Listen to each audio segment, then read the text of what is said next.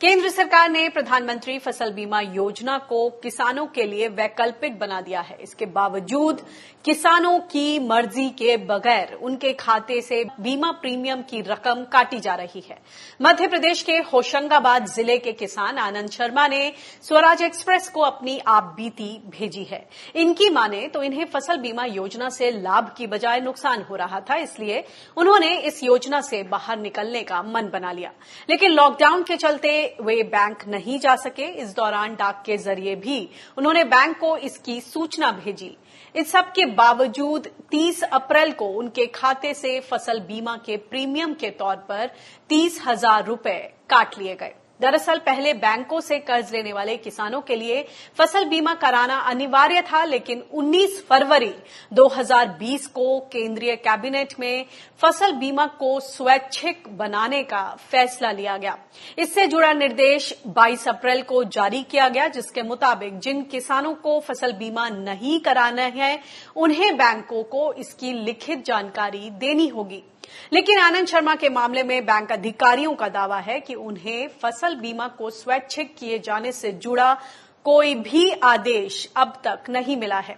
अगर ये दावा सही है तो इसका मतलब है कि सरकार का इतना महत्वपूर्ण आदेश बैंकों तक पहुंचा ही नहीं है। वहीं दूसरी तरफ किसानों को बीमा क्लेम का भुगतान भी वक्त पर नहीं मिल रहा है। मध्य प्रदेश के ही सागर में भारतीय किसान श्रमिक जनशक्ति यूनियन ने जिलाधिकारी को ज्ञापन सौंपकर साल 2018-19 के रबी और खरीफ सीजन के बीमा क्लेम का पैसा नहीं मिला है, इसके बाबत उन्हें मांग पत्र ज्ञापन सौंपा। और फसल बीमा को स्वैच्छिक बनाया है सरकार ने, लेकिन हमारे सामने ये केस स्टडी है। हमारे साथ एक किसान भाई हैं मध्य प्रदेश डिस्ट्रिक्ट होशंगाबाद तहसील सोहागपुर से आनंद शर्मा जी, जिनके खाते से फसल बीमा का 30,000 से ज्यादा की रकम अप्रैल महीने में कट गई। आइए सबसे पहले उनसे जानते हैं कि क्या है ये पूरा मामला और वो इसके बारे में कैसी सोच रख रहे हैं। जी आनंद जी, स्वागत है आपका किसान बुलेटिन में। आपका केस हमने दिखाया, खास बातें, आपको क्या गुस्सा आ रहा है, क्या स्थिति है जब सरकार ने बार बार इसको स्वैच्छिक बोलने की बात की, बोला कि हम किसानों को ऑप्ट आउट का मौका देंगे, उसके बाद आपके खाते में से वो भी कोरोना संकट के आपदा के बीच आपके खाते से 30,000 रुपए कट जाते हैं, क्या कहेंगे आप? मैम, मेरा ये कहना है कि मुझे इतना ज्यादा गुस्सा आ रहा है इस टाइम पे कि एक तो हम बैंकों में पहुंच नहीं पा रहे हैं और दूसरा जब सरकार ने ये कर दिया है कि स्वैच्छिक हो गया है तो हमको कोई मदद करने वाला नहीं है इस टाइम पे और कोई जानकारी नहीं लग पा रही है। मैंने फेसबुक और ट्विटर के माध्यम से और व्हाट्सएप के माध्यम से देखा था कि फसल बीमा स्वैच्छिक हो गई है, लेकिन जब मैंने बैंक में संपर्क किया, अपना आवेदन लेके गया कि मेरे को बीमा नहीं कटवाना है, दूसरा पैसे कटने का मैसेज जब मेरे पास आया तो उसके बाद भी बैंक अधिकारी जो है वो मदद करने को तैयार नहीं है। वो ये कहते हैं कि हमें इस विषय में कोई जानकारी नहीं है और ऐसा कुछ नहीं हुआ है। और वो पेनाल्टी बताना चाहूंगी कि 19 फरवरी को जो कृषि मंत्री हैं नरेंद्र सिंह तोमर, उन्होंने इसके बारे में ऐलान किया कि ये स्कीम अब स्वैच्छिक हो गई है। इस बाबत 22 अप्रैल को मिनिस्ट्री की तरफ से एक लेटर जारी हुआ जिसमें एक फॉर्म दिया गया है जिसमें किसान भाई अपनी अपनी तरफ से अपनी इच्छा जाहिर कर सकते हैं, यानी ऑप्ट आउट का उसमें मौका दिया गया है। ये सब होने के बावजूद क्या आपको इस फॉर्म के बारे में पता था या फिर जब आपने बैंक अधिकारियों से संपर्क किया तो उनका इसके बारे में क्या कहना था? उनका ये, बैंक वालों का ये कहना है कि उनको इस विषय में कोई जानकारी नहीं है। बड़ी मुश्किल से मेरे को उस बैंक में मैनेजर से संपर्क करने में 15 दिन लग गए, क्योंकि लॉकडाउन की वजह से इतनी भीड़ होती थी और मतलब बड़ी मुश्किल से मैं मैनेजर से संपर्क कर पाया। यानी कि बैंकों तक इस गाइडलाइंस ये नहीं पहुंची हैं स्वैच्छिक? बिल्कुल ये गाइडलाइन बैंक तक बिल्कुल नहीं पहुंची है और मतलब वो एकदम अनजान बन रहे हैं कि बोले ये ऐसा हो ही नहीं सकता। वो साफ सरासर कहते हैं कि ये तो आरबीआई और केंद्र सरकार की तरफ से मतलब पेटेंट है कि भाई ये तो फसल बीमा काटना अनिवार्य है। हम लोग पहले हम बीमा काटेंगे, उसके बाद ही कई बार जो लोन की प्रक्रिया है और वो सब चीजें जो है आगे करते हैं। मतलब उनको बिल्कुल नॉलेज है ही नहीं इस विषय पे। और आप पेनल्टी को लेकर बता रहे थे, बताएं। हाँ, मैंने उनसे पूछा। एक चीज और ये बात सामने आई थी कि भाई बैंक मैसेज कर रही है इस टाइम पे कि इस टाइम पे जो ब्याज है, मान लो, या ब्याज और बीमे की जो है वो अप्रैल मई में ना लेके वो हमसे जून में लेगी, मैसेज कर रही है बाकायदा। और जब मैंने उनसे संपर्क किया तो वो कह रहे हैं कि आपके अकाउंट में पेनाल्टी लग रही है, आप जल्दी से जल्दी जमा कर दीजिए उसको। यानी एक तरह से हड़बड़ाहट और मतलब पूरी जानकारी नहीं दी गई और ऊपर से और हड़बड़ाहट का सा माहौल बना दिया। बिल्कुल बिल्कुल बिल्कुल, मतलब इतना कंफ्यूजन है। कोई किसी भी विषय, मतलब बड़ी मुश्किल से तो मैं बैंक में संपर्क कर पाया, और उसके बाद भी फिर उन्होंने कहा कि बोले आप लेटर, मतलब मेरा फॉर्म तो उन्होंने एक्सेप्ट ही नहीं किया। मतलब अपन बोलते हैं कि यार कोई भी कागज वापस नहीं कर सकता, कोई भी सूचना है वो अपने ऊपर अधिकारी को भेजते या कुछ भी। उन्होंने भी मेरे को भगा दिया, ये मान के चलिए आप। बोले भाई साहब अभी हमारे पास टाइम भी नहीं है और ये आप वेस्टेज टाइम कर रहे हैं इस टाइम, ऐसा कुछ है ही नहीं है, आप कंफ्यूज है। मतलब आपके साथ साथ और ऐसे कितने लोग हैं जिनको आप जानते हैं आपके सर्कल में, जिनके साथ कुछ इस तरह की स्थिति सामने है?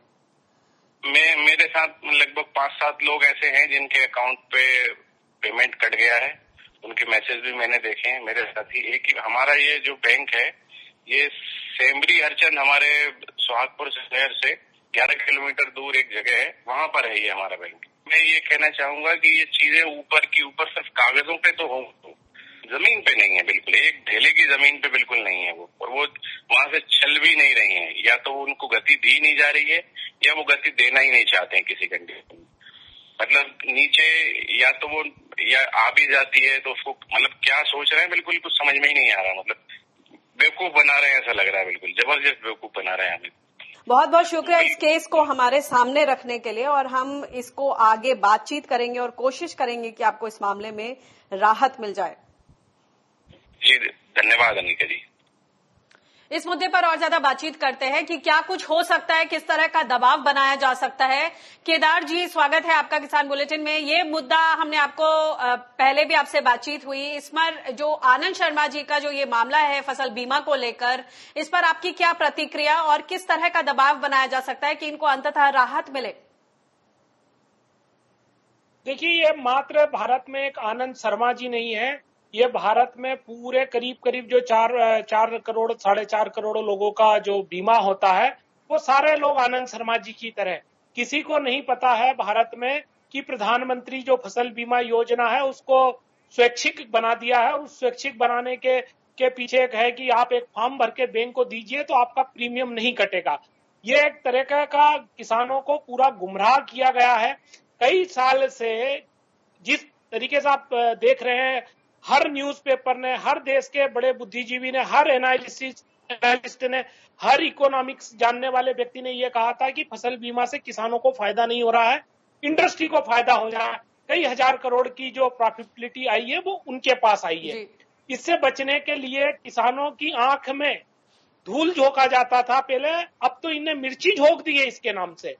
इनने सिर्फ यह दिया है कि प्रधानमंत्री फसल बीमा, जो ऑप्ट आउट ऑप्शन देने की बात है उसमें फॉर्म में बोला गया है कि किसान अपनी तरफ से ऑप्ट आउट कर सकते हैं, मगर क्या आपको लग रहा है जिस तरह का ये पूरा वाकया हुआ है कि सरकार इसको लेकर संजीदा है? ऑप्ट आउट का ऑप्शन भले ही दिया है मगर उसके बारे में कोई जागरूकता अगर ग्राउंड तक नहीं है, बैंक के अधिकारियों को नहीं है, कोई सर्कुलर नहीं है, तो ऐसे में ये कैसे संभव हो पाएगा?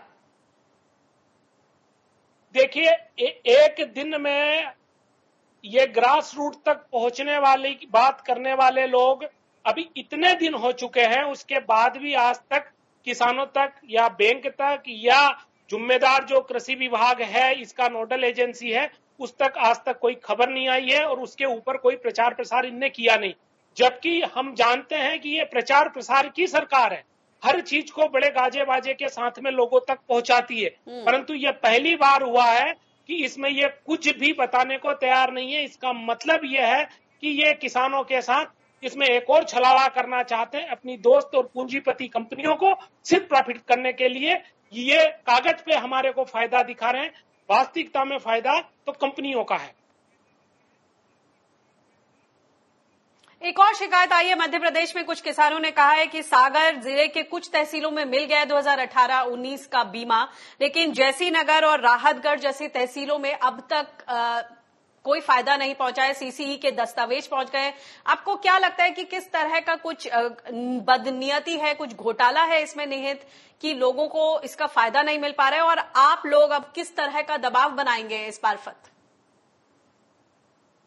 देखिए, ये जो सीधी की बात आई है, ये पूरे मध्य प्रदेश की बात है। हमारा करीब 35 लाख किसानों का फसल बर्बाद हुआ था 2018 में।